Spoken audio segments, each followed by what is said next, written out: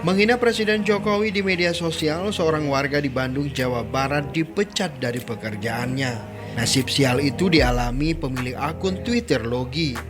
Ia menulis kalimat tidak pantas untuk Presiden Joko Widodo.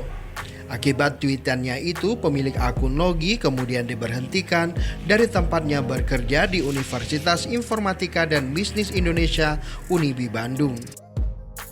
Kabar diberhentikannya pemilik akun Logi dikonfirmasi langsung pihak Unibi. Melalui keterangan resmi, Unibi mengungkapkan jika umpatan yang viral di Twitter dilakukan oleh salah satu oknum pegawainya.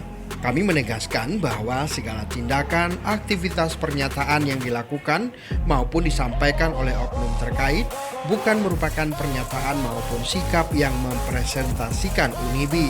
Tulis keterangan kampus di akun Instagram